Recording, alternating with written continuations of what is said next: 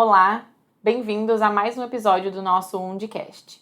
Hoje nós temos uma convidada muito especial, que é a pós-doutora Paula Cristina Nogueira. Ela é enfermeira, estomaterapeuta de Sobeste, fez mestrado, doutorado e pós-doutorado na Escola de Enfermagem de Ribeirão. Hoje atua como professora associada da Escola de Enfermagem aqui de São Paulo e atuou, como na prática clínica aí 11 anos de experiência na assistência. Bem-vinda, Paula, ao nosso Undicast. Muito obrigada, Camila. Eu agradeço a oportunidade de estar aqui hoje com vocês, para falar de um tema tão relevante, um tema tão importante que acomete ainda tantas pessoas, tantos pacientes a nível hospitalar ou domiciliar, que é a lesão por pressão. Agora no mês de novembro, a gente movimenta muitos setores, em relação à prevenção de lesão por pressão. A gente movimenta setor domiciliar, a gente movimenta hospital, a própria indústria se movimenta em relação a isso, redes sociais. Tudo isso a gente percebe o quanto novembro ele traz um impacto maior em relação à prevenção da lesão por pressão, justamente por conta do Dia Mundial, da Prevenção, que é a terceira quinta-feira do mês de novembro, E a gente quis te trazer justamente por conta aí do teu currículo, que você vem trabalhando muito em relação à prevenção, é participante, integrante do grupo de pesquisa, e de estudo e trabalho da NPIAP. Eu queria que tu contasse pra gente um pouquinho como que funciona esse trabalho, como que funciona essa consultoria, esse estudo. Conta um pouquinho pra gente como que é ser membro da NPIAP. Então, o convite veio via direção da NPIAP para a gente participar enquanto sociedade. Eu participo representando a Associação Brasileira de Estomaterapia, Sobeste, junto com outras colegas, para o desenvolvimento dos guidelines. Então, a Sobeste participou, assim como outras associações ao redor do mundo participaram do desenvolvimento do último guideline em 2019. Então, nós fomos convidadas como especialistas na área, e pesquisadoras na área de lesão por pressão para integrar o grupo. Eu, por exemplo, participei do que eles chamam de pequenos grupos de estudo. Então, para o tema de lesão por pressão em pacientes com lesão medular, que são pessoas com alto risco de desenvolver a lesão por pressão. Então, o guideline, como vocês sabem, reuniu mais de 3.000 artigos e evidências científicas sobre lesão por pressão, etiologia, prevenção, classificação, e aí cada pequeno grupo trabalhou uma temática específica. Então, eu fiquei responsável, junto com outros colegas, por fazer toda a revisão, dos artigos de revisão sistemática e outros, e extrair os dados que aquelas evidências trouxessem sobre prevenção de lesão por pressão na pessoa com lesão medular. E outras colegas com outros grupos, UTI, paciente crítico, neonatal. E agora, para o guideline de 2025, fomos novamente convidadas, Então, a Sobeste vai representar mais uma vez, o Brasil, no desenvolvimento do guideline de 2025. Então, as orientações ainda estão sendo repassadas. E, para além disso, eu participo também, junto com outra colega, de um grupo de estudo e pesquisa sobre as coberturas profiláticas. Então, chama PDSI, Prophylactic Dressing Standard Initiative. Então, é um grupo de pesquisadores e de clínicos. Então, tem o pessoal da engenharia, por exemplo, o professor Emmett Giffen, que é um engenheiro super, famoso, estudioso. Ele faz vários artigos de biomecânica, Isso, de testar as coberturas, os dispositivos, ele principalmente em relação às lesões por dispositivo médico, Os artigos dele versam muito nessa linha. Então, ele faz parte desse grupo, pessoas da indústria, professores, pesquisadores ao redor do mundo, e aí também estou neste grupo que, como o próprio nome diz, o objetivo é padronizar as coberturas. Então, a gente tem as coberturas multicamadas para prevenção, mas tem lugares que ainda usam o hidrocolloide, que não é uma prática recomendada, o filme transparente. Então, o objetivo é fazer testes laboratoriais. Inicialmente, são testes laboratoriais para ver a efetividade de todas essas coberturas, né? E ter uma evidência robusta sobre isso. Então, está em andamento, e aí os testes são feitos no laboratório, e depois o nosso papel principal vai ser até opinar e testar, né, essas coberturas. Legal. Já que você já falou um pouquinho sobre as coberturas, vindo um pouquinho nós aqui da indústria, né? A gente vê, Paula, não sei se você também percebe isso, às vezes na tua prática, né? Que muitas vezes a pessoa que está lá na ponta, né, que faz padronização de produto, etc., eles olham somente a recomendação lá, é gigante, né, do consenso, né, que diz, lá que fica em negrito, né, a recomendação, e depois tem toda a evidência que respalda aquela recomendação, né, que diz para considerar a utilização de coberturas multicamadas com espuma e silicone nas regiões de proeminência óssea, né, a indicação é essa. Mas o que considerar na hora de escolher uma cobertura, né? Eu acho que ela simplesmente ser multicamadas, ela não é suficiente, né? O que nesse grupo de pesquisa que você atua, né? O que vocês consideram que uma cobertura precisa ter para que ela realmente faça a prevenção da lesão por pressão? Então, é isso que eles estão querendo, que eles querem, o objetivo é testar, pegar todas essas coberturas e fazer diversos testes laboratoriais para ver a efetividade dessas coberturas, do que elas são feitas, o material, se ela realmente, né, para a população-alvo, porque hoje, como você falou, tem lá o uso dessa recomendação das coberturas multicamadas, a de espuma, silicone, mas o quanto realmente elas são, a gente tem evidências mostrando, né? Mas eles querem testar outras propriedades de elasticidade, de força, de tensão, fazer testes laboratoriais para dizer realmente ela é efetiva. Mas a gente sabe também, a gente discute nesse grupo, que uma intervenção somente não é suficiente, né? É aquela coisa que uma andorinha sozinha não faz verão. Eu tenho um conjunto de intervenções que devem ser aplicadas para realmente prevenir essas lesões. E às vezes o paciente tem tantos fatores de risco, e é um paciente, por exemplo, no cenário da Covid, a gente viu tanto que aumentou de lesão por pressão. Sim. E muitas intervenções foram realizadas, mas aí também tem um grupo que discute a causa raiz, né? Quando tem a lesão, as lesões inevitáveis. Quando você já fez de tudo, aplicou todas as intervenções e mesmo assim esse paciente desenvolveu a lesão por pressão, né?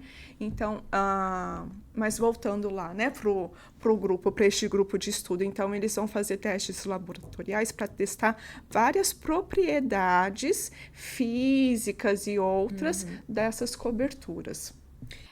A gente até bate muito, Paula, na questão da nossa IFO, né, dentro da Anvisa. Porque nós, enquanto indústria, a gente busca realmente recomendar o uso da nossa tecnologia baseado realmente em evidência, em estudo clínico. E é por isso que a gente quis comprovar para a Anvisa o quanto a nossa cobertura atuava nos 4 fatores extrínsecos, né? Para conseguir fazer a prevenção da lesão por pressão. Porque eu acredito que foi isso que fez os outros curativos não serem mais recomendados, né? Por exemplo, o filme deixar de ser recomendado, né? Não ser uma prática recomendada hoje, o hidrocolloide, por realmente não atuar nos 4 fatores extrínsecos. E isso é uma coisa que a gente bate muito dentro da Hartmann, né? Porque, por exemplo, né? Eu vou dar um exemplo aqui agora. Tem coberturas 3 camadas, que são multicamadas, mas tem coberturas 5 camadas, que são coberturas multicamadas.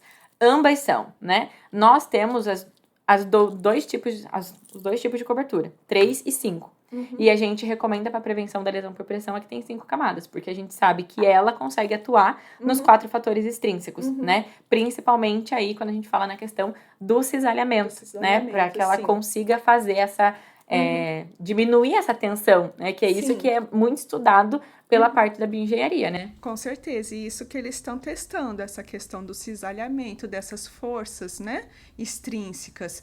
E aí o pessoal da indústria envolvido de várias indústrias, né, porque aí vão testar diferentes coberturas, fazer esses testes laboratoriais de diferentes coberturas. Isso é muito legal, a gente ter essa iniciativa, né, de justamente trazer uma evidência melhor em relação às coberturas, porque a gente sabe que isso vai dar retorno tanto para nós como profissionais, né? Que agora eu vou até dar uma retomada de incidência e prevalência aqui, porque isso ainda segue muito incidente e prevalente dentro das instituições. Vai ajudar nós, enquanto profissionais, na ponta, né? Mas também o nosso paciente, né? Que vai sair sem lesão por pressão, vai sair protegido dentro das instituições, pelo menos a sua maioria, né? Retomando um pouquinho aí, Paula, em relação à incidência e prevalência, tu também fez uma revisão agora, né? Nesse ano, tu estava me contando antes aqui nos bastidores, que você fez a revisão da nota técnica da Anvisa, dos eventos adversos, né? A gente sabe que a lesão por pressão, ela é um evento adverso, né? É um evento adverso evitável, né? Em mais de 95% dos casos. E mesmo assim, a gente vê muita lesão por pressão acontecer ainda dentro das instituições, né? Qual é a tua visão enquanto pesquisadora, né? Em relação a essa incidência e prevalência desse evento adverso? Infelizmente, até hoje, com todas as tecnologias que a gente tem para prevenção, com todas as evidências, a gente ainda encontra números assim chocantes, né, em relação à prevalência e incidência de lesão por pressão. Essa nota técnica da Anvisa, que eu fui uma das revisoras, né, que foi uma atualização da nota técnica anterior, então é relacionada aos eventos adversos, ou seja, específico da lesão por pressão, né, que é um evento adverso de 2014 a 2022. E, novamente, a lesão por pressão foi o segundo evento adverso mais notificado pelos núcleos de segurança do paciente. E, assim, os eventos que nunca poderiam ocorrer, né, os never events, que eles chamam lesão por pressão estágio 3 e 4, teve, assim, mais de 70% de notificações de lesão por pressão em estágio 3, mais de 20% em estágio 4. E ainda 65 pacientes foram a óbito decorrente da lesão por pressão, né?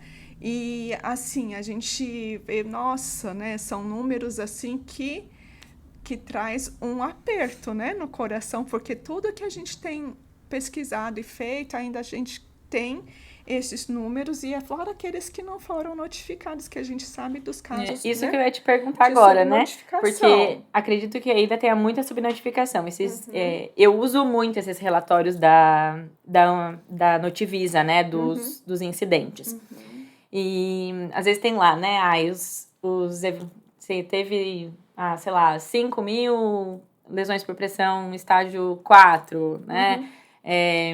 E aí a gente pensa assim, quantas cidades tem no Brasil?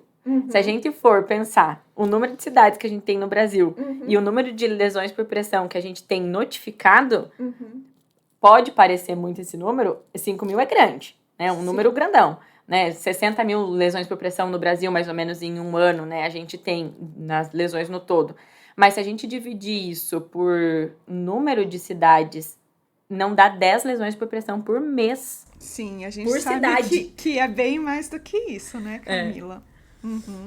Então, aqui, por exemplo, em São Paulo, tem um sistema de notificação, eu acredito, né, que agora já não estão mais na prática clínica, mas tem todo o sistema, assim como em todo lugar. Mas aí, se a gente for pegar extremos, né, nosso país tão grande, tão, né, com tantos estados, eu acredito que tem, assim, uma subnotificação. E mesmo pelos estudos que a gente faz, sabe? Eu participei como coordenadora nacional de um estudo multicêntrico que foi realizado em 90 países, né? Nos 5 continentes teve representantes. Isso foi em 2018, antes da pandemia. Então, foi um estudo de prevalência de lesão por pressão em UTI, especificamente em UTI e fatores associados. Como eu fiz um pós-doutorado na Austrália, a minha supervisora de lá me convidou, que era do comitê executivo deste multicêntrico, para coordenar o projeto no Brasil. Mas como, enfim, tem que passar por comitê de ética, passou pela Comissão Nacional de Pesquisa, porque eu enviei dados daqui do Brasil para fora. Né? Os coordenadores foram professores da Bélgica, da Universidade de Ghent. E aí, então, demorou todo a gente coletou em 9 hospitais, públicos, privados e universitários.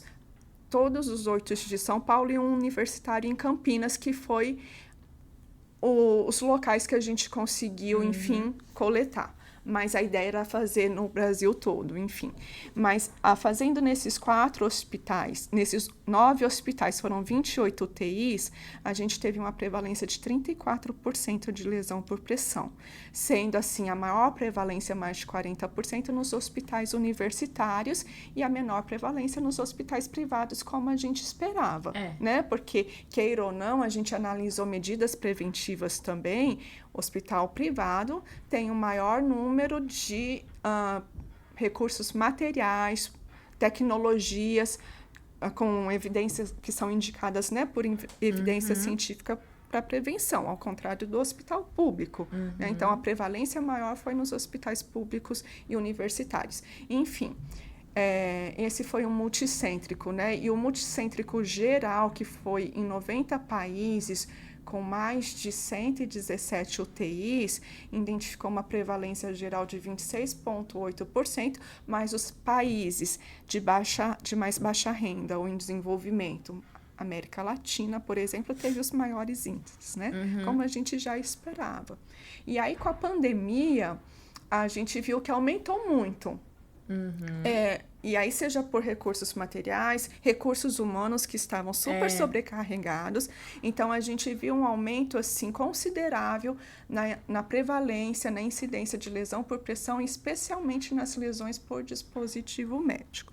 Né? Recentemente, uma aluna de mestrado, ela defendeu, e o estudo dela foi sobre prevalência de LP relacionada a dispositivo médico antes e durante a pandemia. E a gente viu um aumento expressivo, estatisticamente significante, chegando a mais de 40% em pacientes com Covid, quando a gente compara sem Covid. Isso eu estou falando de um hospital top de linha aqui de São Paulo, que tem os recursos para prevenção. Que tem todo o bando de prevenção. Que tem todo o bando de prevenção, que tem estomaterapeuta, enfim, e teve esse aumento, né, significativo. Aí a gente pensa aí nos outros cenários onde a gente tem uma falta aí de recursos, né? Então a gente tem números muito altos ainda. O que a gente percebeu enquanto indústria também nesse cenário, né, que a gente passou com a pandemia, foi que alguns hospitais, até mesmo públicos, eles conseguiram implementar tecnologia com o aumento da incidência com Covid, né? E aí muita gente falou assim, no Covid eu consegui implementar o colchão, no Covid eu consegui trazer as coberturas. E ainda bem, né, que perdurou isso e que não estacionou no Covid, né? Mas a gente percebeu que, como você falou, já teve esse aumento num hospital, né, super plus. Imagina nos hospitais que ainda não tinham um bando de prevenção. Nesse momento, eles perceberam, né, a gente tem que fazer alguma coisa. E como teve bastante recurso também, né, por conta da pandemia, a gente percebeu que várias instituições conseguiram implementar, não todas as estratégias, né, mas pelo menos algumas das estratégias de prevenção que ainda não tinha dentro das instituições, para tentar mudar esse cenário aí, né, da incidência e prevalência. Eu também, esses tempos eu estava no Paraná, e umas alunas comentaram que elas fizeram uma pesquisa para ver a principal causa de afastamento pelo INSS pós-Covid. E também, o que elas estavam encontrando até então era por conta da lesão por pressão, que acabou afastando, né, o paciente do voltar para sua atividade laboral. Que muitos foram embora para casa com a lesão, né? E é aquela pergunta que a gente sempre deve fazer, que eu sempre coloco, né? O quanto custa prevenir, o quanto custa tratar? Porque a gente vai pensar o tratar, não é o custo financeiro somente que vai ter a instituição, porque vai, né, gastar com certeza com tratamento tópico, às vezes o tratamento sistêmico, mas e o custo indireto para essa pessoa que não voltou para o trabalho, que impactou na qualidade de vida, que teve que precisar de um cuidador para fazer os curativos no domicílio, o quanto que não custou para a sobrecarga da assistência de enfermagem, que vai demorar mais tempo, mais horas para fazer todos os curativos, né? Então, a gente tem que sempre pensar o quanto custa prevenir, o quanto custa tratar, o quanto que não vai aumentar também em termos de tempo de internação hospitalar para essa pessoa que teve uma lesão 4, uma lesão não classificável, né? Inclusive, a lesão não classificável, ela entrou como notificação também agora nessa última revisão técnica do relatório, né, da Anvisa, porque até então os eventos, aliás, os Never Events eram LP3 e 4, não classificável também entrou como um Never Event. E aí, a partir de agora, teve essa nota, né? A partir de agora, os hospitais, eles são obrigados a notificar também a não classificável como Never Events, né? Isso. E fazer toda a investigação do Never Events. Isso, eles já notificam, né? Tem os núcleos de segurança do paciente, só que não tinha não classificável. E agora tem a não classificável também para notificação como Never Event. Legal. Paula, você comentou um pouquinho em relação a essa análise de custo, né? Que vai muito da comparação de prevenção versus tratamento, né? Que tem toda essa análise em relação ao quanto o paciente também é prejudicado na questão financeira também e, obviamente, a instituição. Eu acho que quando a gente tem o evento adverso, acaba que todo mundo perde, né? A família perde, nós como profissionais perdemos, a instituição perde, o paciente perde, né? Todo mundo perde. Nesse sentido, eu queria que tu comentasse um pouquinho aí com a gente em relação a esses estudos de análise de custo-efetividade, sabe? Eu até quando eu ia falar, sempre que eu ia falar alguma coisa de prevenção e tratamento de custo, eu sempre falava assim, né? O que vocês acham que é mais barato, né? Prevenir ou tratar a lesão por pressão? Uma questão super óbvia, né? E hoje eu até mudo esse questionamento. Será que a gente pode ganhar, né, monetizar a prevenção da lesão por pressão? Porque eu acredito que se a gente conseguir, obviamente, através de um bundle, né, porque uma intervenção sozinha não faz prevenção, mas através desse bundle a gente vai conseguir, além de evitar as lesões, evitar o custo que essa lesão vai gerar dentro da instituição, né? Sim, e a gente tem as evidências científicas que mostram isso, né? Tem muitas evidências que mostram projetos de melhoria. Então, com a implementação do bundle de prevenção, que aí tem, né, várias intervenções, um conjuntinho de intervenções, incluindo o que eu falo que é muito importante, a educação da equipe. Né? Dentro dessas intervenções do bundle tem que ter educação da equipe, porque não adianta eu ter um bundle e as pessoas não serem capacitadas e não souberem realmente implementar. Então, a educação tem que ser do paciente, do cuidador, dos profissionais, os que estão ali à beira-leito, da equipe multiprofissional, para que realmente o bundle dê certo. E aí as evidências que mostram, e geralmente comparam a incidência antes e depois, né, quase experimental, antes e depois da implementação do bundle, mostram a diminuição da incidência da lesão por pressão, que é um dos desfechos, né? Mas também a satisfação da equipe, porque a lesão por pressão, como você falou, envolve todos, né?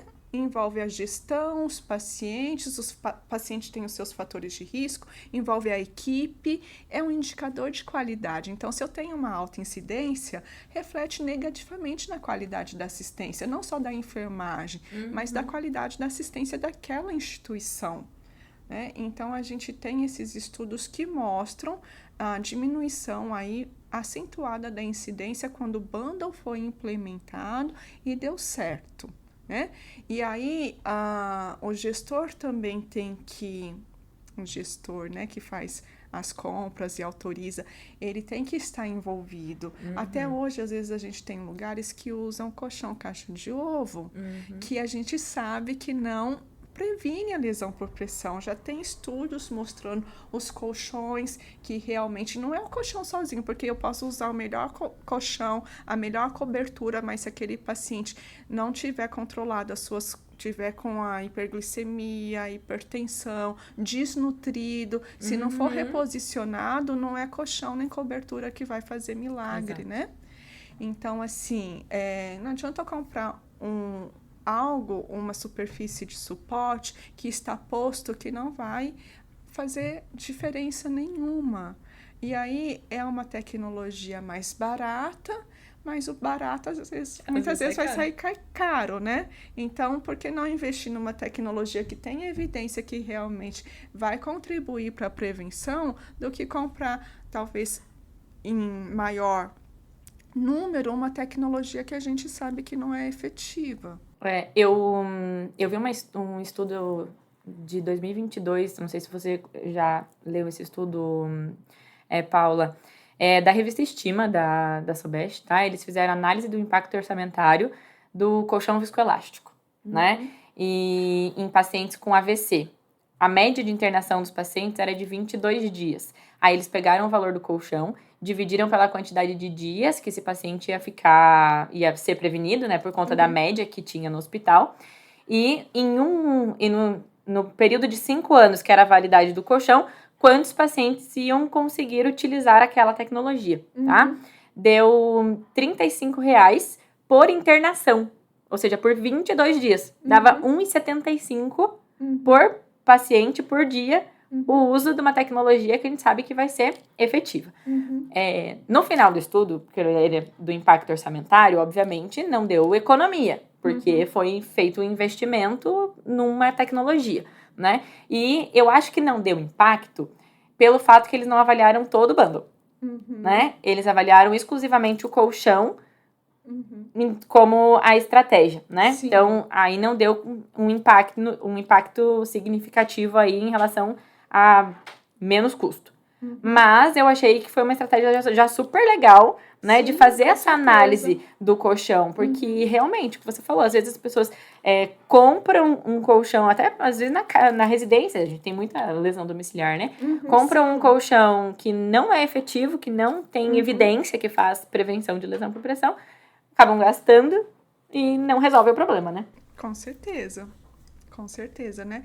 E no domicílio, a questão domiciliar, a gente pensa nos idosos, né? Tem muitos idosos acamados, nas instituições de longa permanência, que a gente também tem uma alta incidência aí de lesão por pressão, mas muitas vezes o dimensionamento de pessoal não é adequado, os materiais para prevenção não são adequados, né?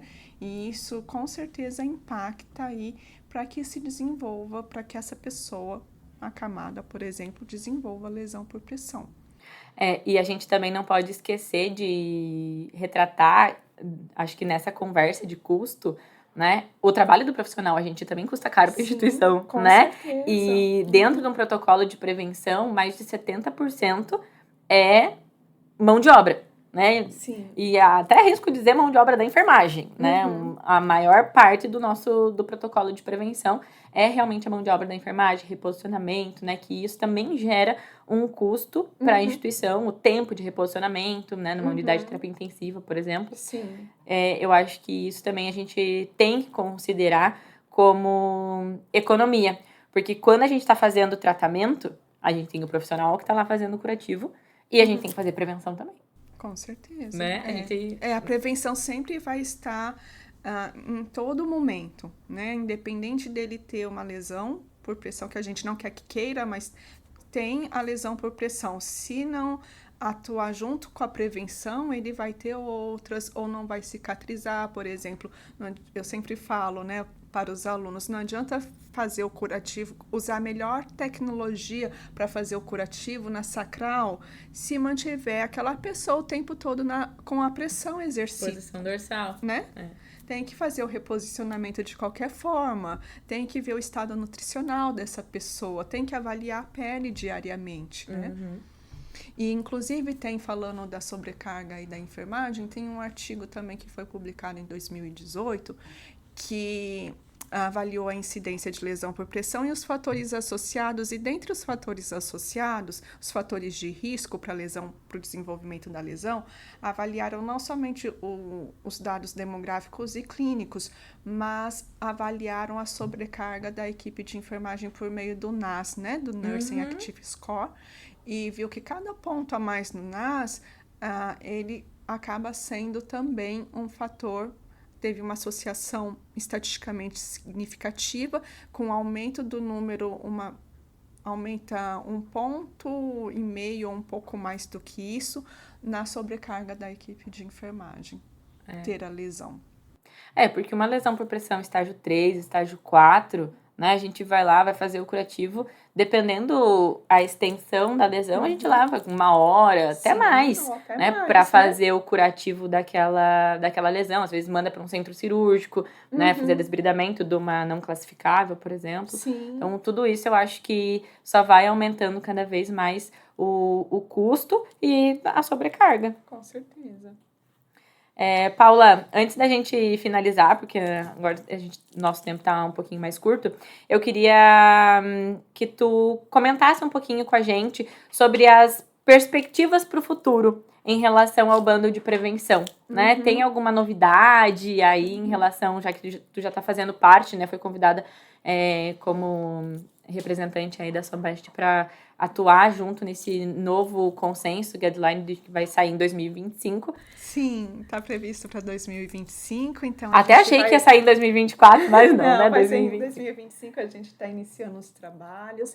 E, assim, as perspectivas... Tem falado muito da questão da avaliação criteriosa, especialmente em pessoas de tonalidade de pele mais escura, porque, diferentemente das pessoas com tonalidade mais clara de pele, a hiperemia, que é o primeiro sinal, o primeiro estágio ali, a lesão por pressão estágio 1, não é facilmente identificada em pessoas de tonalidade de pele mais escura. Inclusive, tem artigos que mostram que a incidência é maior em pessoas negras de lesão por pressão e as lesões por pressão se encontram em estágios de maior gravidade.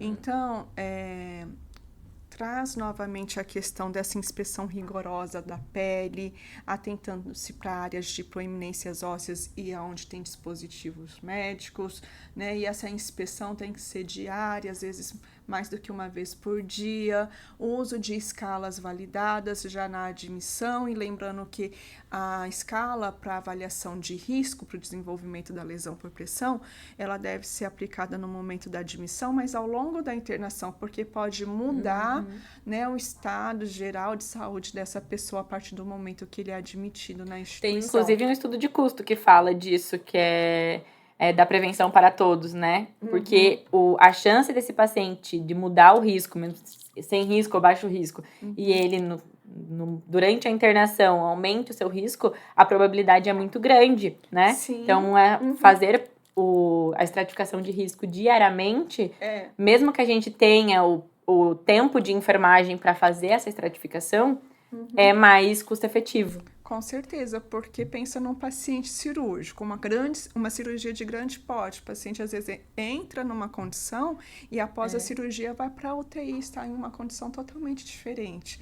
E às vezes a equipe de enfermagem fala que está tão sobrecarregada, mas essa questão de aplicar a escala e de inspecionar a pele e enfim, de fazer todo esse segmento pode ser manejada nos turnos, né? Nos turnos, nos plantões do enfermeiro da manhã, da tarde, da noite, né? Então, traz essa questão de todas essas intervenções que a gente já conhece, estado nutricional, etc., das superfícies de suporte, mas traz muito forte também a questão da educação, né, da pessoa, do paciente, do cuidador e dos profissionais. Então, tem uma parte só lá para a percepção também dos pacientes e cuidadores em relação à prevenção de lesão por pressão e os pequenos e principalmente a parte clínica, né? Os que estão na assistência direta, os profissionais que estão na assistência direta também vão trazer suas contribuições aí para o desenvolvimento deste guideline. E a gente espera ter os resultados aí deste grupo que está estudando, né? A padronização, padrão das coberturas, esses testes laboratoriais prontos até... para estar pronto, né, para o lançamento do guideline de 2025 e vão ter outros pequenos grupos também discutindo as questões de prevenção em relação às disparidades sociais, enfim, esses temas, né, que têm vindo aí em alguns eventos. Então, dá para se dizer que conforme vai percebendo nos estudos a maior incidência, né, vai buscando mais estratégias para essa população que acredita-se que está em maior risco por apresentar, né, mais evento adverso, né, relacionado a isso. E outros fatores de riscos que não somente os clínicos que a gente já conhece, mas também os sociais, né, os determinantes sociais que também podem contribuir aí para o cenário das lesões por pressão. Certo. Muito obrigada, Paula. Nossa, acho que foi uma conversa super rica. A gente poderia ficar aqui mais muitas horas conversando com você. O teu conhecimento, a tua bagagem, ela é fantástica. Parabéns por todo o trabalho, tá? Muito obrigada por aceitar nosso convite de participar do nosso Undicast. Muito obrigada, eu que agradeço. Vamos prevenir, né? Estamos no mês da prevenção, mundialmente, né? Prevenção de lesão por pressão é comemorado aí no mês de novembro. Então, estamos no mês da prevenção, as instituições estão fazendo, né, eventos, agregando os profissionais, educando, capacitando, porque realmente é assim que a gente tem que seguir para ver se a gente consegue diminuir, né, a incidência, a prevalência dessas lesões que causam tanto impacto para o paciente, para a equipe, para as instituições, aí a nível mundial. É isso mesmo, que esse episódio ele sirva aí como um chamado, né, para as instituições, para fazermos prevenção de lesão por pressão, para as instituições que ainda não têm um bando de prevenção, contem com a Hartmann também, né, para apoiar nesse projeto. A Hartmann apoia, cuida e protege.